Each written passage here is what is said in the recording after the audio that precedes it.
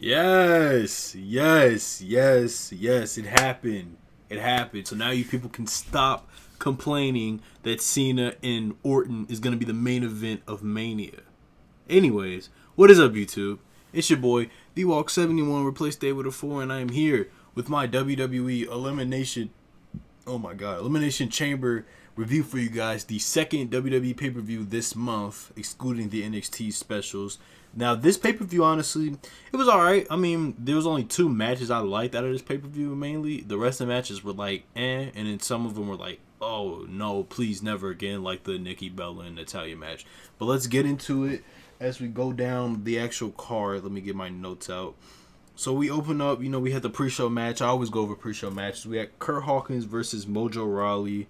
Mojo Rawley won. Who cares? It's a pre-show match. So then we open up the show with Becky Lynch versus Mickie James.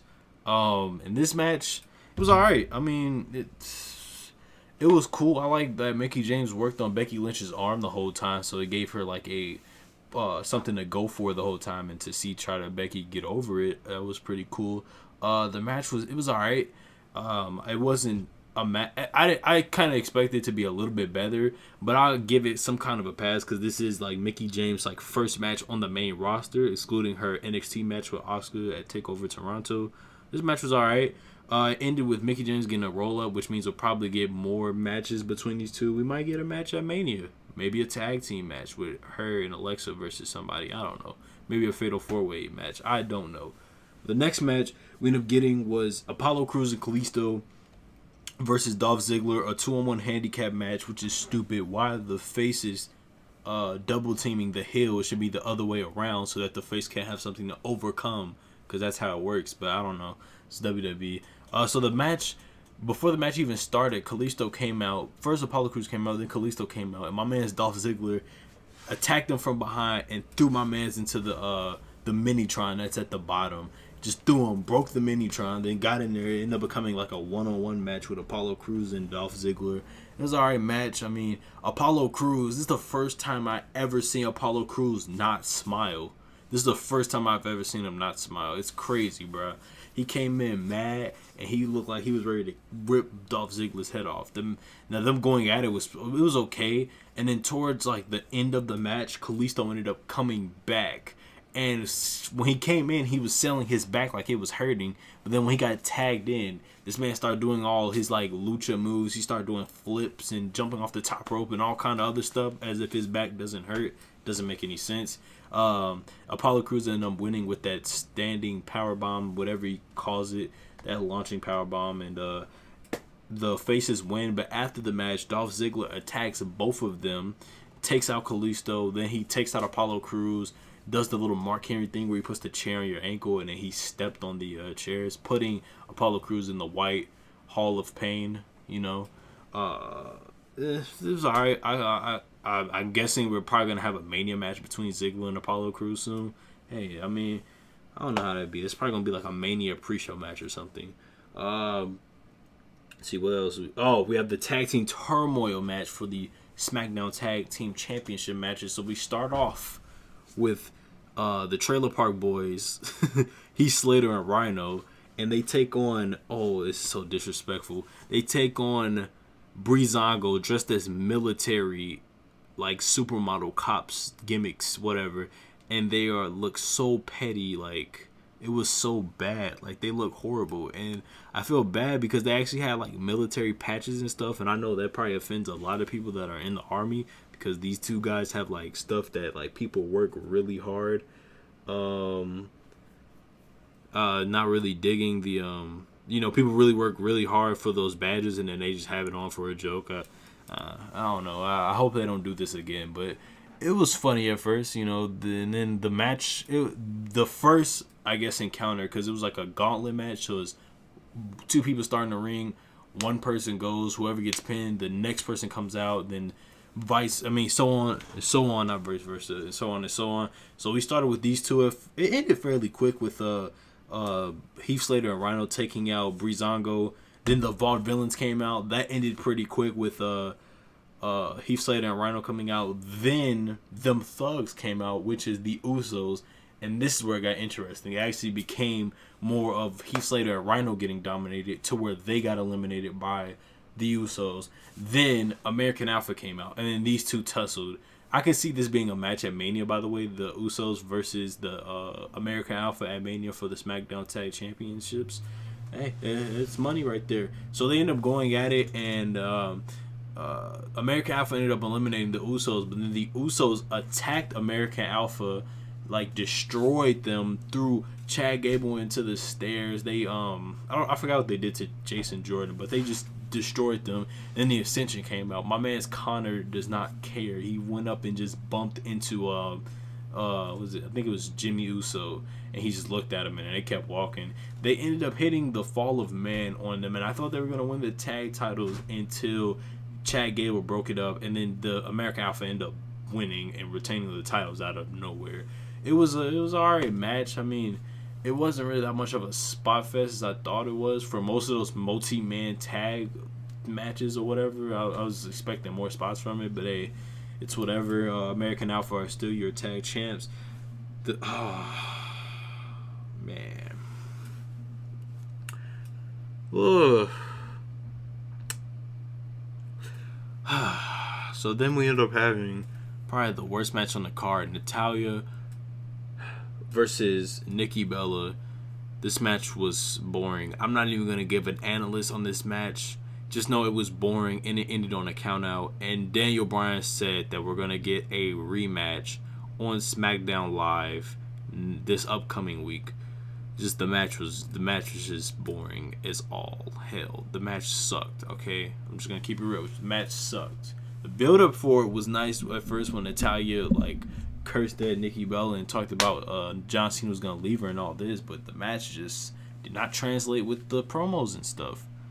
Anyways, we got to one match that I truly enjoyed, and it was a match I was expecting to enjoy, which was Luke Harper versus Randy Orton. This match was good, and this just shows how much talent WWE wastes, because Luke Harper is a stud. He can go in the ring.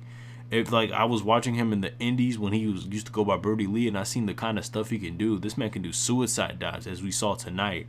He can do super kicks, jumping neck breakers, hurricanranas. This tall, big guy can just do a lot of stuff for a guy that's not his size. It's crazy. It's really crazy. The match was pretty good. You had both of them going back and forth at it. Those super kicks from Luke Harper were good, and the way Randy Orton sold him were hilarious. He sold him like Sami Zayn, where he was just walking off of his feet and he just act like he was dead. He sold death. Luke Harper oversold it when Randy Orton does this new thing he does where he back body drops somebody onto a table, like the cover of a table. Like they don't go through the table, he just does it. This man Luke Harper literally falls off the table and legit on purpose lays on all of the announcers.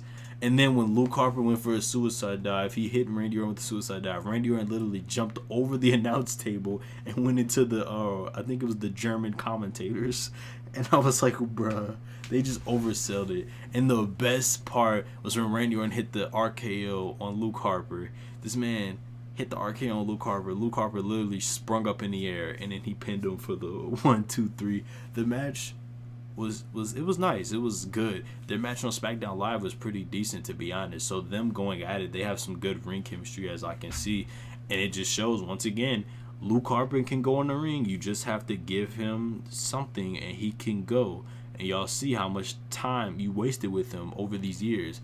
I hope WWE takes this, and I hope they use Luke Harper in a more prominent role and have him do more high-profile matches like this. I would hope so. But, this is WWE. This is where nothing makes sense, and people complain about it all the time until it does make sense, and then they stop complaining. Anyways, next match, we end up getting the Women's Championship match, the SmackDown Women's Championship match. We had Alexa Bliss take on Naomi, and this match was, it was alright. We had a couple botches from Alexa Bliss. She completely missed her cue from taking those split moonsaults from Naomi twice. So the first time she moved out the way, and Naomi landed on Alexa Bliss's back, and she sold it like nothing happened. And the next time when she actually hit it, Alexa Bliss tried to roll away or do something. I don't know what she was trying to do, and it looked bad for Alexa Bliss. Alexa Bliss got some offense in. Naomi got some offense in. It was an all right match. You know, they have both of these women are all right wrestlers. Like, they're decent. They're not bad, but they're not like crazy good. Like, say Charlotte or Sasha Banks or something like that. But we end up getting Naomi winning with the split leg moonsault and winning the SmackDown Women's Championship. Yes, because it's Black History Month, we gotta put the black people over. We already put Jason Jordan over last month, I believe, or December, when he won the SmackDown Tag Team Championships. Put Apollo Crews over tonight, even though he got destroyed by Dolph Ziggler, he still won the match. And we got Naomi winning the SmackDown Women's Championship.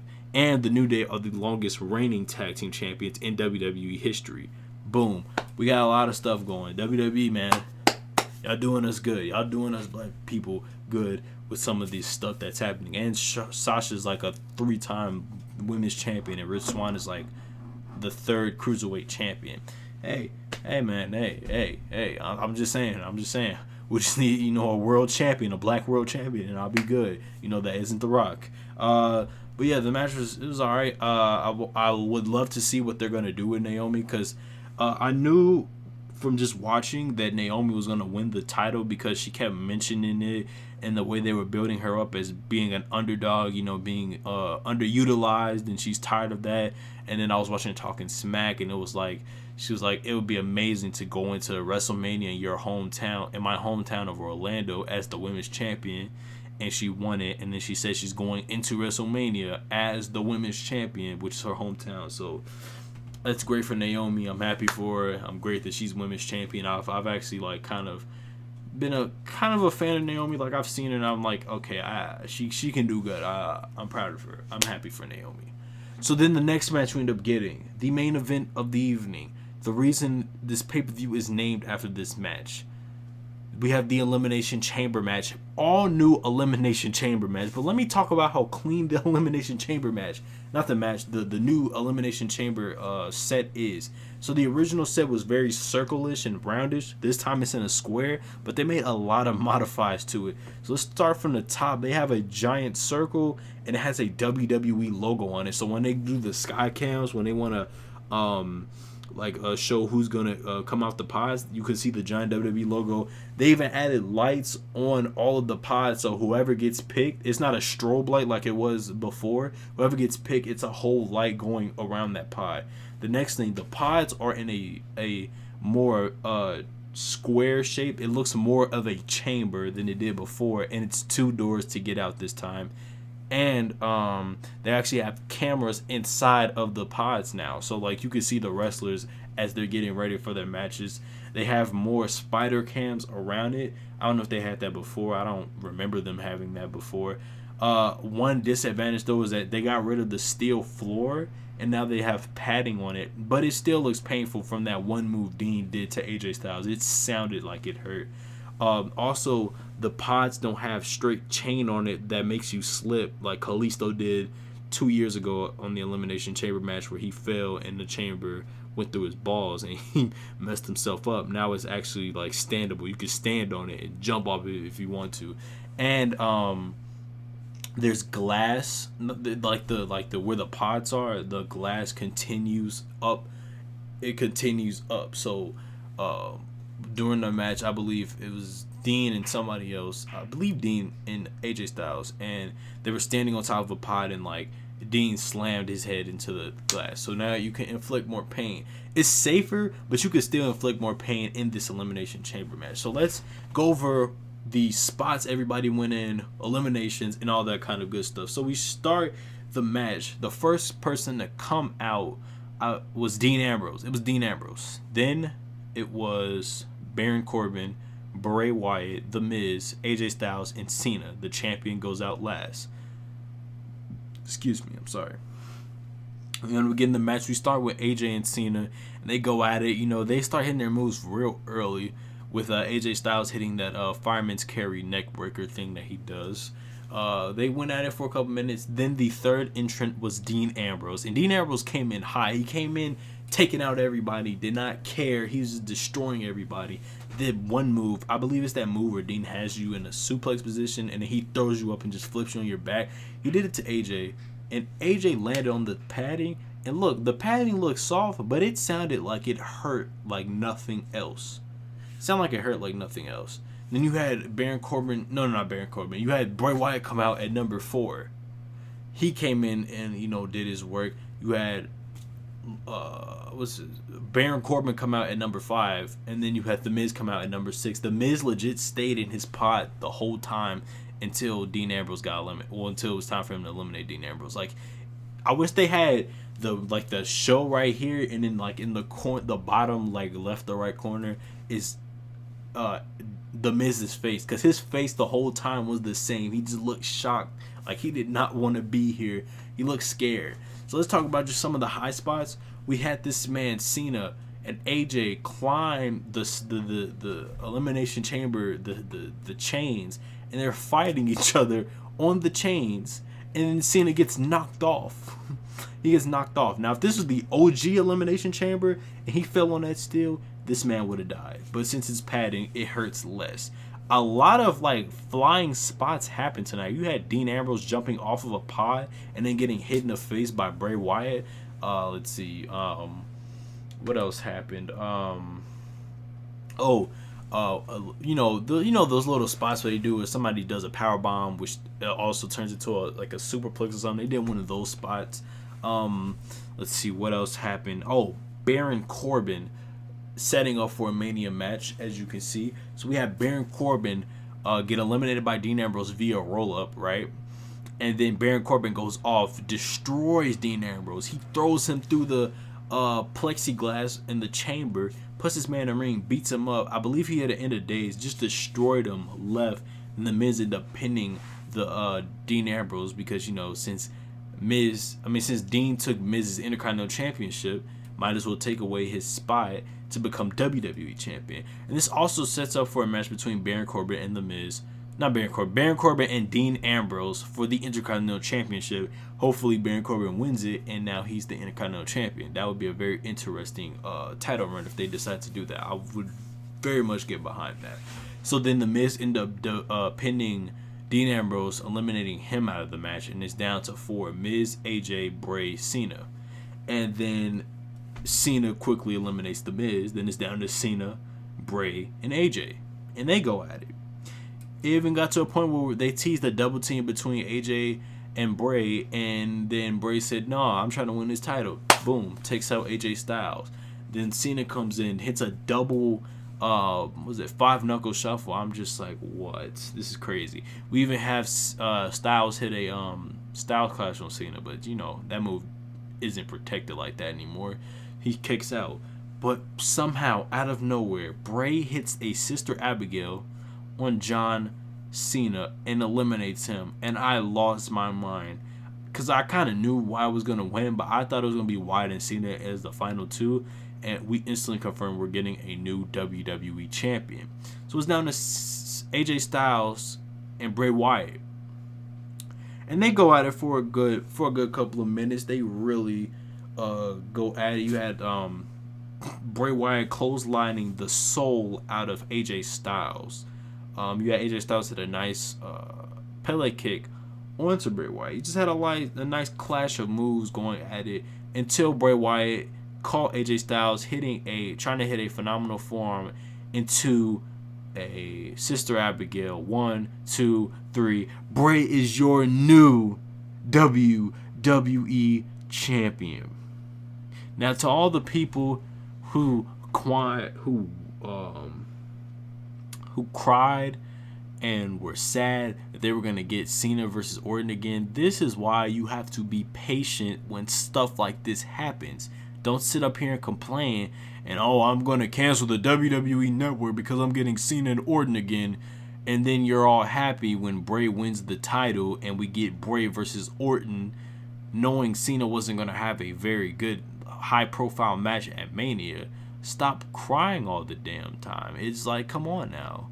Like come on. It's honestly like, just be patient and see what happens. If you do that, you will enjoy WWE better if you do that. But anyways, I'm not going to go into a rant. I'm happy Bray is the WWE champion. I love that SmackDown with their world champions right now. They have very unexpected champions. Like, they have people you never would have thought would win the WWE championship, and they won it. Like, I didn't expect AJ to win it at Backlash, and he won it. And now I knew Bray would win, but I didn't think they were really gonna go through it. And then this makes the story between Bray and Orton even better for Mania, because they even did a little tease when they did a stare off towards the end of the pay-per-view before Bray was celebrating with his championship. Honestly, this pay-per-view was alright. I mean, it wasn't the like between, if you exclude Orton and Harper in the Elimination Chamber match, the pay-per-view was alright. But with those two matches, I don't know. The pay-per-view is watchable. If you miss it, I suggest you check it out. And if you don't want to check out the whole pay-per-view, just check out Orton and Harper in the Elimination Chamber match. You won't be disappointed. Anyway, guys, you guys know what to do. Like, comment, favorite, subscribe. Follow me on all of my social media sites down in the description below. Make sure you do everything you can do to support me, because I do want to make it to the top of these YouTube ranks. Anyway, guys, I'm out. Peace.